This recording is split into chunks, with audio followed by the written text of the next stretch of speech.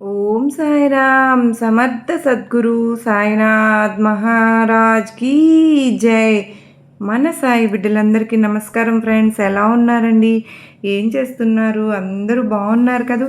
మన సాయినాథుని దయ వలన అందరూ బాగున్నారని, బాగుండాలని మనస్ఫూర్తిగా బాబావారిని కోరుకుంటూ అందరికీ కూడా ఈరోజు మహాశివరాత్రి శుభాకాంక్షలండి. ఓం నమ శివాయ.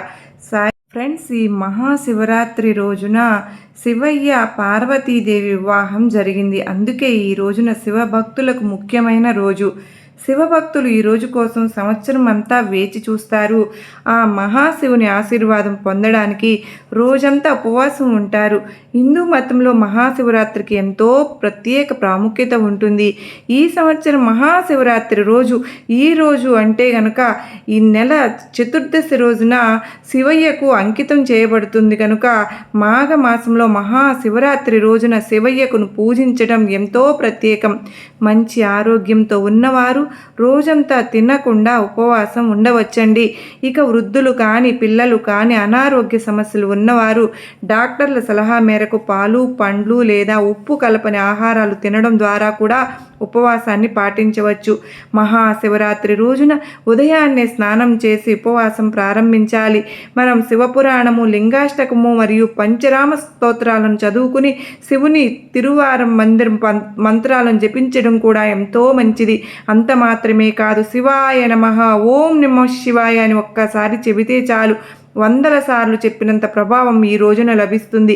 ఈ రోజున మహాశివునికి తేనె, పాలు, పెరుగు, నెయ్యితో అభిషేకం చేయడం వలన మనం మహాదేవుని పూర్తి కృపను పొందవచ్చు. అయితే ఈ రోజున మనం ఖచ్చితంగా ఫుడ్ తినకూడదు అయితే ఏం లేదు ఫ్రెండ్స్. మహాశివరాత్రి రోజున భక్తులందరూ కూడా జాగారాన్ని చేస్తారు. అయితే ఈ రోజున ఈ పక్షి చేసిన ఒక శివరాత్రి కథను గనుక మనం వింటే మన కుటుంబంలోని ఎన్నో కష్టాలను తొలగించుకుని ముఖ్యంగా పిల్లలకు వచ్చే ప్రమాదాలను కూడా ఈ కథ ఒక్కసారి వింటే తొలగిపోతాయని ఆ మహాశివుడే స్వయంగా వరం ఇచ్చినట్లుగా మన పురాణాల్లో ఉన్నది. కనుక ఈరోజు ఈ వీడియోలో ఒక పక్షి అటువంటి ఎంతో పవిత్రమైన శివరాత్రి పూజ చేసుకుని ఎటువంటి ఫలితాన్ని పొందిందో వివరంగా తెలుసుకుందాం. ఈ కథ అనేది మహాశాస్త్రాలలో ముఖ్యంగా శివపు మహాపురాణంలో వర్ణించబడింది. ముఖ్యంగా మనుషులు క్రమశిక్షణతో సద్మార్గంలో నడవడానికి ఈ కథ అనేది ఎంతో ఉపయోగంగా ఉంటుంది. ఎవరైతే ఈ శివరాత్రి వ్రతాన్ని కానీ ఈరోజు కనుక చేసుకుంటాము అటువంటి వారం ఈ కథను తప్పకుండా విందాం. ఎందుకంటే ఈరోజు ఈ కథను వినడం వలన మనం చేసిన వ్రతం యొక్క ఫలితం అనేది సంపూర్ణంగా పొందుతాం. ముఖ్యంగా దేవాది దేవుడైన మహాదేవుడు ఈ కథ గురించి ఏమని చెప్పారు అంటే, ఎవరైతే ఈ కథను పూర్తి శ్రద్ధతో భక్తితో వింటారో వారి జీవితంలోని అన్ని పాపాలు కూడా సర్వనాశనం అవుతాయని చెప్పారు. ఆ వ్యక్తి జీవితంలోని అన్ని కష్టాలను, నష్టాలను కూడా శాశ్వతంగా నేను హరిస్తానని కూడా స్వయంగా భోలానాథుడే వరమిచ్చారు. కనుక ఫ్రెండ్స్, ఎవరైతే ఈ కథను పూర్తి శ్రద్ధతో స్కిప్ చేయకుండా వింటారో వారి మీద ఖచ్చితంగా దేవాది దేవుడైన మహాదేవుని కృప ఆశీర్వాదాలు ఖచ్చితంగా ఉంటాయి. కనుకనే ఫ్రెండ్స్, మనందరము కూడా ఖచ్చితంగా ఈ కథను విని తీరి ఆ శివయ్య అనుగ్రహాన్ని మనం పొందాలి అన్నదే నా కోరిక కూడా. శివభక్తులైతే మనం నిజంగా ఈ వీడియోని ఎండ్ వరకు చూద్దాం. అదేవిధంగా ఒక్కసారి ఆ మహాదేవుని తలుచుకుని ఈ వీడియోకి లైక్ చేసి కామెంట్ అయితే ఓం నమ శివాయ అని తప్పకుండా మెసేజ్ చేసి మరి ఆలస్యం చేయకుండా ఈ అద్భుతమైన కథను గురించి ఇప్పుడే తెలుసుకుందామా ఫ్రెండ్స్. పూర్వకాలంలో ఒక నగరంలో ఒక వ్యాపారి మరియు అతని భార్య నివసిస్తూ ఉండేవారు. అయితే వారికి ఆహారానికి కానీ, ధనానికి కానీ, ఆస్తిపాస్తులకు కానీ ఎటువంటి లోటు అనేది లేదు. అయితే వారి దగ్గర ఎంత ఆస్తి ఉన్నా కూడా ఆ వ్యాపారి కనీసం పిల్లికి కూడా భిక్షం పెట్టేవాడు కాదు.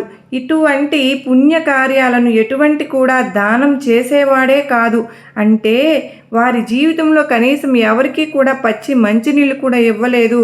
అయితే ఆ వ్యాపారి దంపతులకు ఉన్న ఒకే ఒక్క లోటు ఏంటి అంటే అప్పటి వరకు వారికి సంతానం లేదు. అయితే ఆ వ్యాపారి నివసిస్తున్న ఇంటికి దగ్గరలోని ఒక రావి చెట్టు ఉండేదండి.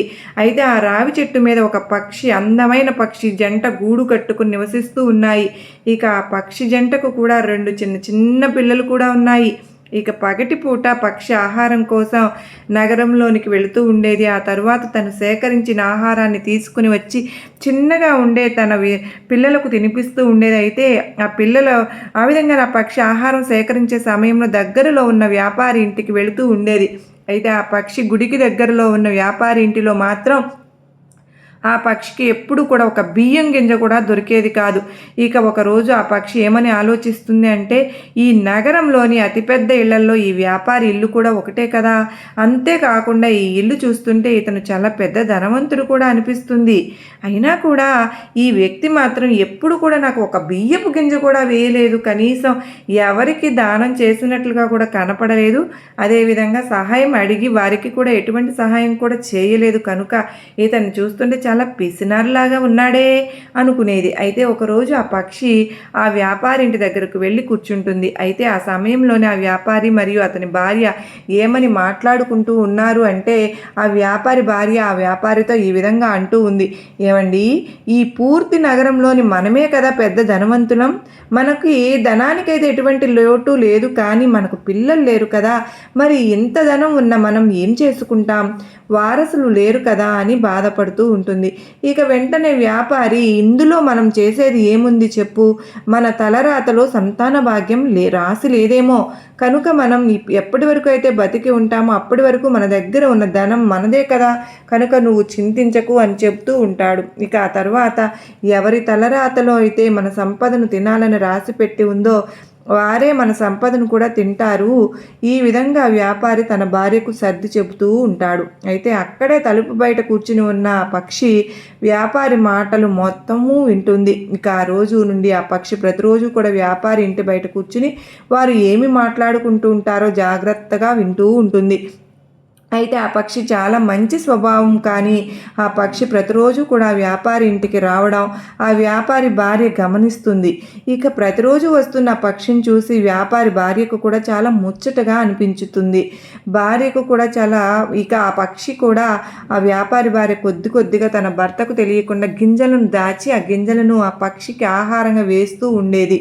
ఇక ఆ పక్షి కూడా ఆనందంగా వ్యాపారి భార్య చేసిన గింజలను తింటూ ఉండేది. అలాగే కొన్ని గింజలు కూడా దాచుకుని తన పిల్లలకు కూడా తీసుకుని వెళ్తూ ఉండేది. ఆ విధంగా కొన్ని రోజులు గడుస్తాయి. అయితే ఆ తర్వాత ఒక పక్షి తన మనసులో ఆ పక్షి ఏమనుకుంటుందంటే, ఈ విధంగా ఆలోచించి, ఈ వ్యాపారి భార్య చూస్తుంటే చాలా మంచిదిలాగా ఉంది, ఎందుకంటే రోజు నాకు నా పిల్లలకు కావలసినంత ఆహారాన్ని వేస్తుంది, కానీ పాపము ఆమెను చూస్తూ ఉంటే జాలేస్తుంది, వారికి పిల్లలు లేరు కదా, మరి నేను ఏం చేయగలను అని ఆలోచిస్తూ ఆ వ్యాపారి భార్య కోసం చాలా బాధపడుతూ ఉంటుంది. ఎందుకు అంటే ఆ వ్యాపారి భార్య తనకు ఆహారం పెడుతుంది కదా, కనుకనే ఆమెకు ఏదో విధంగా సహాయం చేయాలని ఆ పక్షి ఆలోచిస్తూ ఉంటుంది. అయితే కొన్ని రోజులకు అలా ఆలోచిస్తున్న ఆ పక్షికి ఒక ఆలోచన వస్తుంది. అదేమిటి అంటే, ఆ పక్షి నేను ఎందుకు ఆ మహాదేవుని దగ్గరకు వెళ్ళకూడదు, స్వయంగా ఆ భోలనాథుణ్ణి ఆ వ్యాపారి మరియు వ్యాపారి భార్య గురించి చెప్పి వారికి పిల్లలు పుట్టేలాగా చేయమని శివయ్యని ప్రార్థించవచ్చు కదా అని అనుకుంటుంది. ఇక ఆలోచన వచ్చిన వెంటనే తన గూటికి వెళ్ళి తన భర్త అయిన మగపక్షికి కూడా ఆ విషయాన్ని చెప్తుంది. ఏమండి, నేను ఒక ముఖ్యమైన పని మీద బయటకు వెళ్తున్నాను, కనుక మీరు నేను వచ్చే వరకు మన పిల్లలను జాగ్రత్తగా చూసుకోండి, వారికి సరైన సమయానికి ఆహారం అనేది పెడుతూ ఉండండి. ఇక ఆ విధంగా అన్ని జాగ్రత్తలు చెప్పి అక్కడి నుండి గవుక్కుని ఎగిరిపోతుంది. ఆ తరువాత దాని ఆకలి దప్పికలను అన్నీ మరచిపోయి కూడా ఆ పరమశివుడి మీదే ధ్యాస అంతా పెట్టి ఎగురుకుంటూ వెళ్తూనే ఉంటుంది. ఇక ఆ తర్వాత అలా వెళ్తూ చివరికి ఆ కైలాస పర్వతాన్ని చేరుకుంటుంది. ఇక ఆ తరువాత కైలాసంలో పార్వతీ పరమేశ్వరుల నివాసానికి కూడా వెళ్ళి, ఇక అక్కడికి వెళ్ళిన వెంటనే ఆ పక్షి ముందుగా పార్వతీ అమ్మ పాదపద్మముల మీద పడి అక్కడే స్పృహ కోల్పోతుంది. ఇక వెంటనే పక్షిని చూసిన పార్వతీదేవి ప్రేమగా ఆ పక్షిని ఎత్తుకుని మళ్ళీ ఆ పక్షికి స్పృహ వచ్చేలాగా చేస్తుంది. ఇక వెంటనే ఆ పక్షిని చూసి పార్వతీదేవి ఈ విధంగా అడుగుతుంది, ఓ పక్షి, నువ్వు ఎక్కడి నుండి ఇక్కడికి వచ్చావు, అలాగే ఎందుకు ఇంత కంగారుగా కనిపిస్తున్నావు, అసలు ఏమి జరిగిందో చెప్పు అని అంటుంది. ఇక అప్పుడు ఆ పక్షి వెంటనే, అమ్మా పార్వతీ దేవి తల్లి, నేను చాలా దుఃఖంలో ఉన్నాను, అందుకే చాలా దూరం నుండి మీకోసం ఇక్కడికి వచ్చాను. అయితే నేను ఇక్కడికి రావడానికి వెనుక ఉన్న కారణం నా కోసం కాదమ్మా, నాకు సహాయం చేసిన వారి కోసం నేను ఇక్కడికి వచ్చాను అని అంటుంది. ఇక వెంటనే పార్వతీమాత అసలు ఏం జరిగిందో చెప్పు పక్షి అని అంటుంది. అప్పుడు వెంటనే పక్షి అసలు ఏం జరిగిందో జరిగినదంతా కూడా పార్వతీమాతకు చెబుతుంది. నేను ఎక్కడికైతే నివసిస్తూ ఉన్నానో ఒక వ్యాపారి మరియు అతని భార్య కూడా ఉన్నారమ్మా. అయితే ఆ వ్యాపారి భార్య నా ఆకలిని తీరుస్తూ ఉంటుంది. అయితే ఆ దంపతులకు పిల్లలు లేరు తల్లి అని చెప్తుంది. ఆ వ్యాపారి భార్య చాలా మంచిది, అందుకే దయచేసి ఆ వ్యాపారి భార్యకు ఒక పుత్రుణ్ణి ప్రసాదించమ్మా అని అడుగుతుంది. ఇక పార్వతీమాతను అలా అడిగిన వెంటనే బాగా అలసిపోయిన కారణం వలన ఆ పక్షి మళ్ళీ స్పృహ కోల్పోతుంది. ఇక ఆ తర్వాత పార్వతీమాత కూడా ఆ పక్షికి స్పృహ తెప్పించడానికి ఎంతగానో ప్రయత్నిస్తుంది. అయితే చాలాసేపటి తరువాత ఆ పక్షికి స్పృహ వస్తుంది. ఇక బలహీనంగా ఉన్న ఆ పక్షికి పార్వతీమాత ముందుగా ఆహారాన్ని మరియు నీటిని అందిస్తుంది. ఇక ఆ తరువాత పార్వతీమాత ఏమని చెబుతుంది అంటే, ఓ పక్షి, కొద్దిసేపటిలో ఆ మహాదేవుని ధ్యానం అనేది పూర్తవుతుంది కనుక మహాదేవుడు ధ్యానం నుండి బయటకు రాగానే నీ కోరిక మొత్తం చెబుదాం, అప్పటి వరకు నువ్వు విశ్రాంతి తీసుకో అని అంటుంది. ఇక ఆ తరువాత పార్వతీమాత చెప్పిన విధంగానే మహాశివుడు ధ్యానము నుంచి బయటకు వచ్చిన తరువాత పార్వతీమాత కూడా ఆ పక్షిని తీసుకుని శివుని వద్దకు వెళ్ళి ఇక ఆ తరువాత పార్వతీమాత పక్షి చెప్పిన విషయమంతా మహాశివునికి చెప్పి, అసలు ఆ వ్యాపారి దంపతులు తలరాతలు వారికి పుత్ర సంతానం ఉందా లేదా స్వామి అని ప్రశ్నిస్తుంది. ఇక వెంటనే మహాశివుడు తన త్రినేత్రంతో చూసి ఈ విధంగా చెబుతారు, సతీ పార్వతి, వారికి పుత్ర సంతానం అనేది లేదు. అయితే స్వామి మరి ఆ వ్యాపారి దంపతులకు ఒక పుత్రుని ప్రసాదించమని ఈ పక్షి కోరుకుంటుంది. ఇక వెంటనే ఆ మహాశివుడు, అయ్యో నీకు చెప్పాను కదా దేవి, ఆ దంపతులకు పుత్ర సంతాన భాగ్యం అనేది లేదు. ఇంకా చెప్పాలి అంటే వారి తలరాతలో అసలు సంతాన భాగ్యమే లేదు. అయితే పార్వతీమాత మాత్రం, స్వామి, ఈ పక్షి చాలా ఆశతో మన మీద నమ్మకంతో దాని ఆహారాన్ని దప్పికను కూడా మరచిపోయి విశ్రాంతి తీసుకోకుండా మన వద్దకు వచ్చింది, మనల్ని సహాయాన్ని కోరింది కనుక ఉట్టి చేతులతో ఆ పక్షిని మనం ఎలా తిరిగి పంపగలం? అందుకే మీరే మార్గం చూసి చెప్పండి స్వామి అని పార్వతీమాత శివునితో చెబుతుంది. ఇక ఆ రోజు తర్వాత మహాశివుడు పక్షి వైపు తిరిగి ఈ విధంగా చెబుతారు, ఓ పక్షి, నువ్వు కోరుకున్న విధంగానే ఆ వ్యాపారి దంపతులకు నేను ఒక పుత్రుణ్ణి ప్రసాదిస్తాను. కానీ వారిని చూస్తూ ఉంటే వారు ఇంతవరకు ఎవరికీ దాన ధర్మం అస్సలు చేయలేదు కనుక వారికి నేను పుత్రుని ప్రసాదించిన తరువాత వారు ఖచ్చితంగా పుణ్యకార్యాలు దాన ధర్మాలు చేసి తీరాలి. అదేవిధంగా సాధువులకు భిక్ష చేయాలి, ఎల్లప్పుడూ భగవన్ నామస్మరణ చేస్తూ ఉండాలి. ఈ విధంగా చేస్తే నేను వారికి ఖచ్చితంగా పుత్రుణ్ణి ప్రసాదిస్తాను అని చెబుతారు. ఇక వెంటనే ఆ పక్షి కూడా, మహాదేవా, నేను నా వైపు నుండి చేయవలసిన ప్రయత్నం అంతా కూడా చేస్తాను కనుక దయచేసి వారికి పుత్ర సంతానాన్ని ప్రసాదించండి తండ్రి అని కోరుకుంటుంది. ఇక వెంటనే మహాశివుడు కూడా తదాస్తు అని వరమిస్తారు. ఇక తరువాత ఆ పక్షి కూడా పార్వతీ పరమేశ్వరుల దగ్గర నుంచి ఆశీర్వాదం తీసుకుని ఎగురుకుంటూ మళ్ళా తన గూటికి వెళ్ళిపోతుంది. ఇక అలా జరిగిన కొన్నాళ్ళకి ఆ వ్యాపారి భార్య గర్భం ధరిస్తుంది. ఆ తర్వాత కొన్ని నెలలకు ఆ వ్యాపారి భార్య ఒక పండంటి మగబిడ్డను జన్మనిస్తుంది. దీంతో ఆ వ్యాపారి దంపతులు కూడా ఎంతో సంతోషిస్తారు. వారికి సంతాన భాగ్యం కలిగినందున ఆ పక్షి కూడా ఎంతో సంతోషించుతుంది. ఎందుకంటే తను పడిన కష్టానికి ప్రతిఫలం దొరికింది కదా. పక్షి ఎంతగానో ఆనందిస్తుంది. అయితే మరొక వైపు ఆ వ్యాపారి కొడుకు పెరిగి పెద్దవాడు అవుతూ ఉంటాడు. అయితే 4 శివరాత్రులు గడిచిపోతాయి. ఇక 5వ శివరాత్రి రాబోయే ముందు ఆ పక్షి ఎంతగానో బాధపడుతూ ఉంటుంది. ఎందుకు అని అంటే ఆ వ్యాపారి దంపతులకు బాబు పుట్టిన తరువాత కూడా వారు ఇప్పటి వరకు కూడా ఒక్క దాన ధర్మం కూడా చేయలేదు. అందుకని ఒక ఆలయ నిర్మాణం కూడా చేయలేదు, దర్శనానికి కూడా వెళ్ళలేదు, సాధువులకు దాన ధర్మాలు కూడా చేయలేదు. ఇదంతా ఆలోచించుకుని ఆ పక్షి ఎంతగానో దుఃఖించి, ఎందుకంటే మహాదేవునికి మాట ఇచ్చినట్లుగా ఈ దంపతులు గనక దాన ధర్మాలు చేయకపోతే ఖచ్చితంగా వారి పుత్రుడు అల్పాయుష్కుడు అవుతాడు. అందుకనే జరగబోయే దాని గురించి ఆలోచిస్తూ ఆ పక్షి ఎంతగానో బాధపడుతుంది. అయ్యో, నా బాధ గురించి నేను ఆ వ్యాపారి దంపతులకు ఏ విధంగా తెలియజేయాలి? ఎందుకంటే నా భాష వారికి తెలియదు, అర్థం కాదు కనుక నేను ఏం చేయాలి అని ఆలోచిస్తూ బాధపడుతూ అప్పుడే అప్పటికే ఆ పక్షి పిల్లలు కూడా పెద్దవాళ్ళు అయిపోయాయి.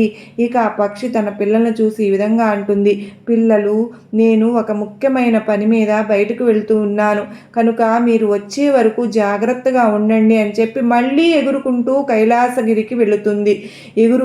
ఎగురుకుంటూ ఆ కైలాస పర్వతాన్ని చేరుకున్న తరువాత అలా వెళ్ళిన వెంటనే ఆ పక్షి మళ్ళీ పార్వతీదేవి పాదాల మీద పడుతుంది.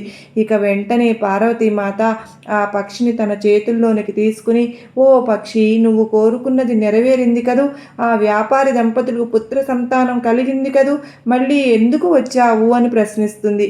ఇక వెంటనే ఆ పక్షి, తల్లి, నువ్వు చెప్పింది నిజమే, వారికి పుత్ర సంతానం కలిగిన తరువాత కూడా ఆ వ్యాపారి దంపతులను సన్మార్గంలోనికి తీసుకురాలేకపోయాను, వారి చేత ఎటువంటి దాన ధర్మాలు కూడా చేయించలేకపోయాను.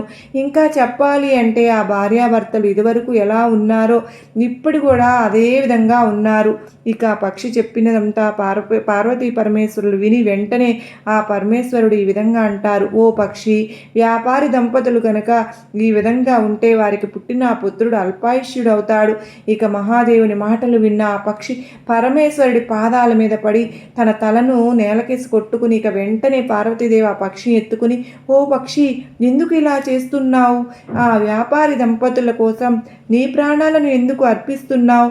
ఈ విధంగా చేయకు అని చెబుతుంది. తల్లి, నాకు ఆహారం అందించినందుకు ఆ వ్యాపారి కోసం నేను చేయవలసింది చేశాను. వాళ్లకు నా భాష అర్థం కావడం లేదు, కనుక నేను ఏం చేయాలి? వారికి పుట్టిన ఆ పుత్రుని ఎలా కాపాడాలి అని ప్రార్థిస్తుంది. కనుక దయచేసి మీరే ఏ విధంగా ఆ వ్యాపారి భార్యనైనా కనీసం మార్చండి తల్లి అని వేడుకుంటుంది. ఇక వెంటనే పార్వతీ పరమేశ్వరులు ఆ పక్షి కృతజ్ఞత భావాన్ని చూసి, సరే పక్షి, నీ కోసం నువ్వు కోరుకున్న విధంగా జరుగుతుంది అని ఆశీర్వదిస్తారు. ఇక ఆ తరువాత పక్షి కూడా తిరిగి తన గూటికి వెళ్ళిపోతుంది. ఇక ఆ తర్వాత ఒకరోజు పార్వతీ పరమేశ్వరులు ఇద్దరూ కూడా ఒక సాధువు రూపంలో వారి ఇంటికి వెళ్తారు. అప్పుడు వ్యాపారి భార్యతో ఈ విధంగా అంటారు, మీరు కనుక ఈరోజు మాకు భోజనం పెట్టకపోతే మీరు కష్టాలు పాలు అవుతారు అని అంటారు. అదేవిధంగా మీరు ఎన్నో కష్టాలు నష్టాలు ఎదుర్కొంటారు అని ఆ పరమశివుడు అనగానే ఇక వెంటనే వ్యాపారి భార్య భయపడిపోయి పరమశివుడితో ఈ విధంగా అంటుంది, ఓ సన్యాసి, దయచేసి మీరు మాకు ఎటువంటి శాపాలు ఇవ్వకండి, మీ దంపతులకు మేము ఖచ్చితంగా భోజనం పెడతాం. ఇక ఆ విధంగా ఆ వ్యాపారి భార్య పార్వతీ పరమేశ్వరులు ఇద్దరిని కూడా వారి ఇంట్లోకి తీసుకుని వెళ్ళి ఆ తరువాత వారికి భోజనం కూడా పెడుతుంది. ఇక ఆ తరువాత పార్వతీ పరమేశ్వరులు ఇద్దరూ కూడా ఆమె ఇంట్లో నుండి బయటకు వస్తూ ఉండగా, ఓ పుణ్య దంపతులు రారా, మేము చేసిన సేవలో ఏదైనా తప్పు ఉంటే దయచేసి మమ్మల్ని క్షమించండి అని చేతులు కట్టుకొని మరీ నమస్కరించి అడుగుతారు. అప్పుడు ఆ సాధువు వేషంలో ఉన్న పరమశివుడు ఆ వ్యాపారి దంపతులతో ఈ విధంగా అంటారు, మీరిద్దరూ కూడా నా మాటలను ధ్యాస పెట్టి వినండి. మీ ఇద్దరూ కూడా చాలా తప్పులే చేశారు. మీ జీవితంలో ఇప్పటి వరకు మీరు దాన ధర్మాలే చేయలేదు, పరోపకారం అనేది మీ దగ్గర లేనే లేదు, ఎవరికీ సహాయం అనేదే చేయలేదు. మీరు కనుక ఇక మీదట కూడా అలాగే ఉంటే మీకు పుట్టిన మీ సంతానానికి ఖచ్చితంగా ఎన్నో ఆపదలు రాబోతున్నాయి. ఇక పార్వతీ పరమేశ్వరుల మాటలు విన్న వ్యాపారి దంపతులు వారి కాళ్ళ మీద పడిపోయి, స్వామి, దయచేసి మేము ఏమి చేయాలో, మా పుత్రుని ఏ విధంగా రక్షించుకోవాలో అని చెప్పి అడగడం మొదలు పెడతారు. చాలా కాలం తరువాత పుత్ర సంతానం కలిగింది, మాకు సంతానం కలిగింది కనుక మీరు ఆ పుత్రుని మేము ఎట్టి పరిస్థితుల్లోనూ కోల్పోదలుచుకోవడం లేదు స్వామి. ఇక వెంటనే పార్వతీ పరమేశ్వరులు ఆ వ్యాపారి దంపతులను పైకి లేపి ఈ విధంగా అంటారు, ఇక మీదట మీరు మీ ఇంటికి ఎవరైనా వస్తే భిక్ష కోసం వచ్చిన, సహాయం కోసం వచ్చిన ఖాళీ చేతులతో వారు వెనక్కి వెళ్ళకూడదు. మీకు తోచినంత వీలైనంత దాన ధర్మాలు పుణ్యకార్యాలు చేస్తూ ఉండండి. అవసరంలో ఉన్నవారికి, జీవ జంతువులకు మీకు చేతనైనంతగా సహాయం చేయండి. ముఖ్యంగా మహాశివరాత్రి వ్రతాన్ని తప్పకుండా చేయండి. ఈ విధంగా చేస్తే మీ సంతానం దీర్ఘాయుష్మంతులు అవుతారు అని చెప్పి మహాశివుడు అంటారు. ఇక వారి మాటలు విన్న ఆ వ్యాపారి దంపతులు ఆ పుణ్య దంపతుల ఆశీర్వాదాలను తీసుకుంటారు. ఇక ఆ తరువాత మహాశివుడు వారితో ఈ విధంగా అంటారు, ఓ వ్యాపారి, మీ తలరాతలో నీకు పుత్ర సంతానం అనేదే లేదు, కానీ ఒక పక్షి కష్టం వల్ల నీకు పుత్ర సంతానం కలిగింది. ఎందుకు అని అంటే మీ ఇంటికి దగ్గరలో నివసించే ఒక పక్షి నీ భార్య చేసిన సహాయానికి ప్రతిఫలంగా ఎంతో కష్టపడి ఎగురుతూ ఆ మహాశివుడు వద్దకు వెళ్ళి మీకు పుత్ర సంతానం కలిగేలాగా వరాన్ని కోరుకుంది. ఇక ఆ పక్షి యొక్క భక్తి ఫలమే మీ పుత్ర సంతానం. ఇక వెంటనే ఆ వ్యాపారి, స్వామి అసలు ఆ పక్షి ఎవరు అని ప్రశ్నిస్తారు. ఇక అప్పుడే వారికి సహాయం చేసిన ఆ పక్షి కూడా అక్కడికి వస్తుంది. ఇక వెంటనే ఆ పక్షి కూడా మారువేషంలో ఉన్న పార్వతీ పరమేశ్వరులకు ఇద్దరికీ కూడా నమస్కరిస్తుంది. అయితే పార్వతీ పరమేశ్వరులు ఏ రోజైతే ఆ వ్యాపారి ఇంటికి వచ్చారో ఆ రోజు మహాశివరాత్రి.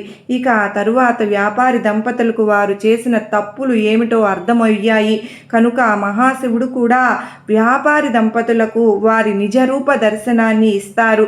దీంతో ఆ పక్షి యొక్క శివరాత్రి వ్రతం అనేది సంపూర్ణమైంది. ఇక ఆ తరువాత ఆ వ్యాపారి దంపతులు కూడా ఎంతో సంతోషంతో మహాశివరాత్రి వ్రతాన్ని చేసుకుంటారు. అదేవిధంగా ఎవరైతే కార్తీక మాసం కానీ మరియు మహాశివరాత్రి వ్రతాన్ని చేసుకుంటారో అటువంటి వారికి, కథ విన్న వారికి కూడా మహాదేవుని కృప తప్పకుండా ఉంటుందని ఆ మహాశివుడు స్వయంగా ఆశీర్వదిస్తాడు. చూశారు కదా ఫ్రెండ్స్, మరి పక్షి చేసిన శివరాత్రి వ్రతం మనందరము కూడా ఈ మహాశివరాత్రి రోజున చేసుకుని సాయినాథుని మహాశివుని కృపా కరుణా కటాక్షములు మనందరిపైన ఉండాలి అని మనస్ఫూర్తిగా శివయ్యను కోరుకుంటూ అందరికీ నమస్కారం అండి. ఓం సాయిరామ్, ఓం నమ శివాయ. సర్వే జనా సుఖినో భవంతు, లోకా సమస్తా సుఖినో భవంతు.